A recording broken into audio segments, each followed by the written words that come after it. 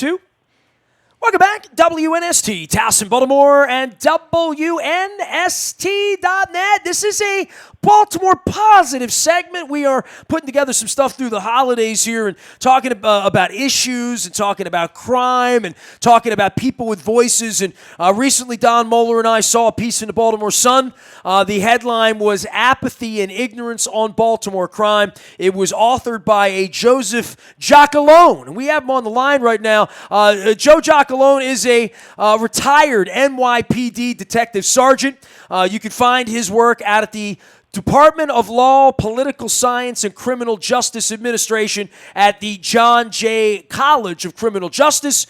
Joe, first off, welcome in. Happy holidays to you. We give love to our sponsors like Fadley's and Jennings, and everybody can find stuff. You're one of the rare people we're actually calling sort of out of market to talk about fixing our market. We're going to be doing more of that as we get up on the election in the springtime to say where are solutions, where are answers to problems that, quite frankly, are decades, if not centuries old here in Baltimore. But I know you got published here, and you have a very, very strong take on Baltimore's problems and solutions. Yes, yeah, good afternoon, guys. And yes, and thank you for having me, and happy holidays to you and your families, too. Same to you. I have been, contemplating writing an op-ed like that in Baltimore. I actually had another one last year, which was about the overtime and things that could be done. And it just seems as if, things need a little push along sometimes. So I know I'm an outsider, and you know what? I know the outsiders aren't looked upon very nicely sometimes, but I'm an outsider with experience, and I've been an outsider that has, some skin in the game, so to speak. I've seen this happen. I've seen it work. And just because I'm retired now, that doesn't, I served, the communities in New York City for over 20 years.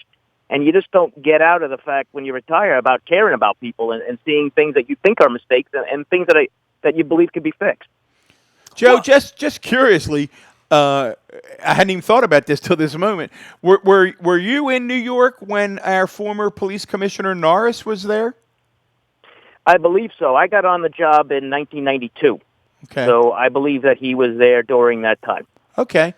Well, one of the things that got our attention is, I'm going to jump right in. You basically say in Baltimore, and I'm assuming other large urban centers, we're not getting it right. We're on the wrong track. And I also, though, gathered a sense of optimism. And you said, but it's not impossible, and you can get it right. So tell us what we're doing wrong and what we ought to be doing. Sure. And it's not so much what you're doing wrong. I mean, people look at New York City and say, wow, how did it get that way? In 1984, we had nearly 2,400 homicides, and this year they're spiking a little bit. They'll probably be over 300. But when you think about the sheer numbers from 2,400 to 300, we're over 300 already. By the way, we crossed 300 the second week of November here in Baltimore with 600,000 residents. So yes, right. Yeah, and you look at a place like New York City that has over 8 million, or maybe even close to 9 million residents. So the crime rate of especially for homicide is off the charts when you compare the two. So you would think in a much smaller area you'd be able to pull this off. But what I've seen not only in Baltimore, but we see it in Chicago, we see it in Philadelphia, and in other places, is that they've abandoned the idea of doing police work. Like I said in the op-ed, politicians are more worried about something going bad or something happening like the Freddie Gray incident or some other incident that happens that the optics on it are just so terrible that they're afraid of the backlash and the riots and those kind of things. So they kind of stick with the status quo or the ignorance of the whole thing or the apathy of the whole thing. Well, the status quo of 300 murders here is that's not a status quo that can stand here. Well, I mean, if you look, you shouldn't be. But if you listen to what the mayor said about, that it's not his fault that he wasn't doing the murders, and neither was the police commissioner nor the city council, I guess that's comforting to know that they're not doing it. Well, that got, it's interesting. That got quite a reaction, not only in the city and in the region. And as I say, as a former elected official, I know there are times that when we speak and we wish we could take those words back. So it will be interesting to see how that plays out. But, Joe, I want to push back, and we pushed back this morning with one of the mayoral candidates in asking this question. When you and others say we're not doing the police work, I guess the question that is challenging urban centers all across the nation, is how do we do the police work during a time when we know, and again, I'm from a family of law enforcement officials myself, that we rely and we have to respect and hold in the highest regard the work that the police do, but at the same time knowing that there have been examples of police overreach that have created tension in our communities. So how do we strike this balance of having the police keep us safe at the same time not overstepping the line? Well, that's a great question. I mean, there isn't any reason why we can't do constitutional policing and be able to reduce crime all at the same time. Those two should not be mutually exclusive. So you shouldn't say, well, in order to fight crime, we have to break the rules. I mean, we have the consent decree ridiculous. here, too, that, 90% of our citizens probably don't understand. I'm just trying to get through the point of understanding it, but things are different here. Well, sure. I mean, the consent decree actually just lists out the things that, the police should have been doing all along. I mean, the question that comes down to it when you look at it, the Baltimore police has some definite problems within the rank and file itself. There's been a corruption issues that they've had. They've had some other issues that they have to deal with, but they haven't really been dealing with. And just for an example, you've had a number of police commissioners in a short period of time, and I can't recall in any of my research any mass, lopping off of the top. So when you have an executive come in and take over and make no staff changes or very few staff changes, I kind of question that, because if you look at the last 5 years, you've had over 1,600 people murdered now in Baltimore, and you still have the same people in charge. They're not working out right. Something's not going on. Their plans aren't happening, or their police work or their supervision or what have you is not working.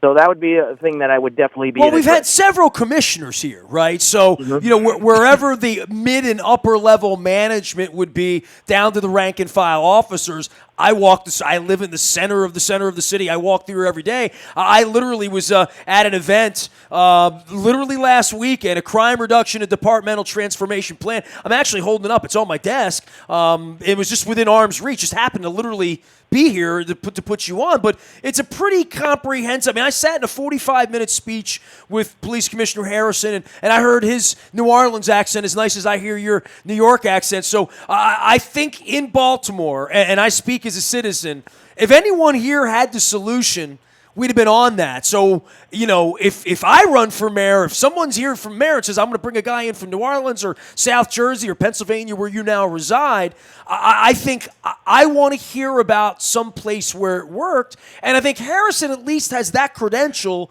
in the aftermath of Katrina for what that city went through, in the aftermath of Freddie Gray here, or, what's happened out in St. Louis or some other communities that have been broken and riotous and uprising and all of that, that you would like to hear that something different is going to happen. And people are pulling for the commissioner to be successful. You have to. People are as really... a citizen, we have to trust the police, but not all factions of the community can feel that way when, the Souter case here, I don't know if you're familiar with that, Joe, yes, but I am. yeah, there is a 50-50 pushback on either direction as to what really happened there, and maybe that goes along the alignment with impeachment, everything else in our country down the middle. But the belief here is that the cops haven't done it the right way in a lot of cases here, or in too many cases. And, we had Maggie McIntosh on a couple weeks ago. She says that one of the real burdens of the next mayor is going to be paying the bills, the liability for all the things that went wrong with police in the community, that it's going to cost tens and hundreds of millions of dollars to make that right. The gun task force, which we've talked about a number of times, one of the biggest scandals probably in law enforcement, in the history of law enforcement across the nation. So trusting out-of-town people like you, I don't feel like who's this out-of-town guy writing an op-ed. I'm like, hey, tell me more, Joe, Well, Joe, like you go ahead. Joe, I want to ask you. Go ahead. Yeah, New York City, we were going through the same issues in the late 80s and 90s with the corruption problems. And we had the Dirty 30, the 30 cops from the 30th precinct in Upper Manhattan. We had those same issues. We had the riots in Washington Heights. We had riots in Washington Heights. These were all happening in 1989, 87, up until 1992 and 93. We were having the same kind of issues. And corruption Rodney within the King was police obviously a huge story then, right? Well, yeah, Rodney King was out in L.A. That was during all that other stuff. But, in New York specifically, we had the same kind of issue. So if you look at the Freddie Gray incident, we had our own kind of incidents in New York City, Crown Heights, Brooklyn, and like I said, in Washington Heights, where somebody said that the cops executed this known drug dealer, and it ended up all being a false story, but they burned, half of Washington Heights down to the ground over 3 or 4 days. So we've seen this already. And if you think that you can't get the community's trust, I think one of the problems that I always see is that we never talk to the people actually within the community, how they really feel about the police. Instead, we take the sometimes self-appointed leaders of the community who tell us that the police aren't doing a good job, or we hear from our prosecutors that the police are not doing a good job and what have you. But the people that have to live in fear, live with the drug dealers and the murders, those are the people I think that they'll probably be very quiet about it because they don't want to get hurt themselves. But I think that they will have a favorable view of the police. And I think that if you look at some of the similarities between 1992 New York City and Baltimore currently today, I think you see a lot of similarities. And listen, let's put it this way. 5 years of 1,600 homicides with, 700,000 people, like you said, live in this place. It's not working, whatever they were doing. So you know what? What's the problem about trying something different or something that's already worked? Well, Joe, you were very specific in your op-ed, and one of the things you were critical about, and I'd like you to explain these two things to folks and then explain why you were critical. And again, we're going to have all sides on these issues. You were critical of something called microzones, and then you were also critical of the use of spy planes. So talk about both of those items and why you don't think they're effective crime-fighting tools.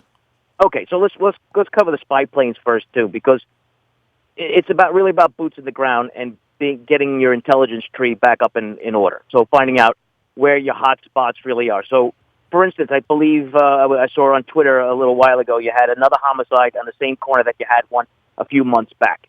I mean, that's the kind of stuff that makes me nuts, because you say to yourself, how can you as the police department not have that area surveilled or have a foot posts or anything else in that location since you already had that problem? We saw a number that 86% of these crimes we're not finding the murderer, the trigger person. I find that to be incredible in a world where corners like that should have that there should be a camera functioning there to see what happened, right? Well, sure. I mean, listen, I think many people don't help the police for a couple of reasons. One, the cops have been painted with such a bad picture that nobody wants to help them or trust them. That's one thing. The second thing is they're fearful of the bad guys that live in their neighborhood. So for them to even try to reach out to the police. But here's an example of maybe having Crime Stoppers, having an anonymous tip line or tip source. If you have one, to be able to use it extensively, provide money to people who want to come forward and help out. There are other ways to get around the no snitching rules that they have out there out of the street. But, more importantly for me is when you're having crimes happening in the same locations over and over again and you're not prepared to deal with that. So, for instance, we had this thing called the model block. And you took basically a block at a time where you had a lot of drug dealing or prostitution or shootings or what have you. You took a block at a time and you left the cop behind. And that cop would be out there for weeks or months out on end until things started to change. I mean, I know personnel is an issue when you can't leave cops and everything behind everywhere you go. But if you look at, I guess if we could overlay a map of the city and find out where all the shootings are occurring, I think we can find, between the three of us, we could find places and say, there should be a cop here, a cop there. They call it cops on the dot. I think maybe he was referring to that as a micro zone, whatever this that. But sometimes, his micro zone or something as small like that, the problem is much larger than just that little area. So what else is going on around it? What's the reasoning behind it? Is it gangs? Is it drugs? Those are generally the two big things that are happening out there. But it does sound to me, Joe, that you are a proponent, and we hear this over and over, you certainly are a proponent of the effective use of data in identifying trends and hotspots and then bringing the appropriate resources to those areas. Absolutely, and you need to bring those resources in rapidly. Not, a year later and you have another shooting, or 6 months later you have another shooting and say, hey, maybe we should do something about it. So, yeah, I'm a proponent of this. I guess if you want to call it like in baseball with the money ball, right? looking at the data and examining it and try to do all those things. Back in the day when this thing all first kicked off, I mean, computers were just starting.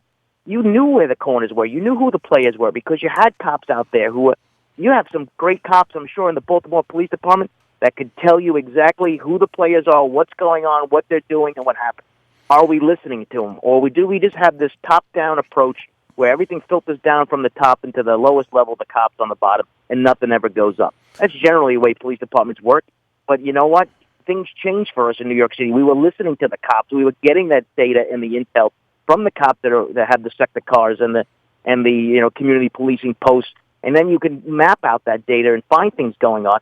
And then if you want to look at it as targeting, individuals that are doing this stuff, I don't see that as a problem of being in violation of the consent decree or anything else. It's called police work. But you can do it constitutionally.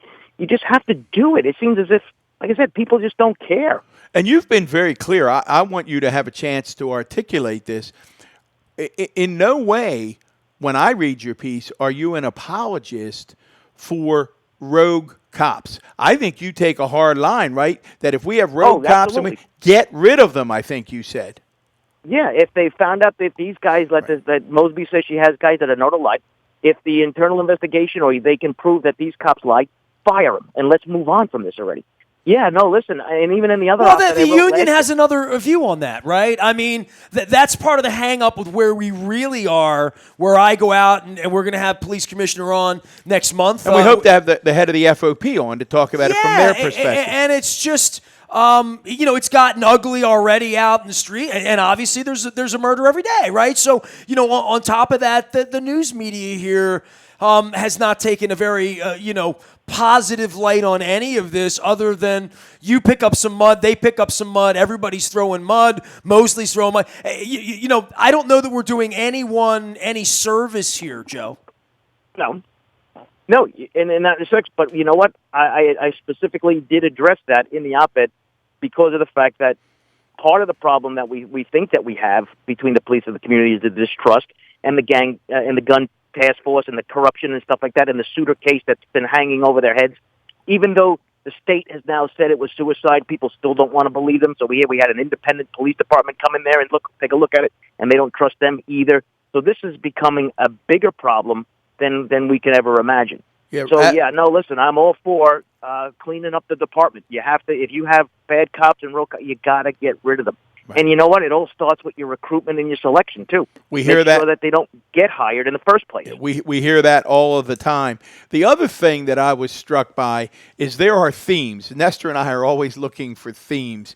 And a number of our guests talk about this next theme, and you zero in on it as well. And I'd like you to talk a little bit about it. And that is, you said, you better be focusing and stay on top of your parolees. And we hear that over and over. Tell us, from your perspective, why that's a crime-fighting technique. Well, part of your parolees is that they've already been involved in some sort of violent crime that they have to be on supervision. So they tend to know what's happening within those areas. They can be a good source of intelligence for the ones that do stay straight. And unfortunately, the reoffending rates are probably pretty high, just like they are everywhere else. So if you have... How are we getting that wrong, by the way? How are we screwing that up? Well, I think that the parole officers and the probation officers' jobs, I think they just have too many people that they need to keep track of effectively. So their span of control is probably a lot more than it should be. And I think if we spoke to one of them, I think that would be their first thing. Okay, but even someone who sort of wants to be on the straight and narrow and doesn't want to go back into the hole and like all of that, the support that person gets other than a parole officer, how are we getting that wrong, that them picking up a gun and winding up back in prison for the same stupid nonsense and hurting more people? Why is that the only attractive option these folks have? How are we getting that wrong? Well, because sometimes we let people out of jail who either A, aren't ready to be let out yet just because their time is up, or they didn't have a plan for them for trying to find a job or having a job for somebody to keep them busy.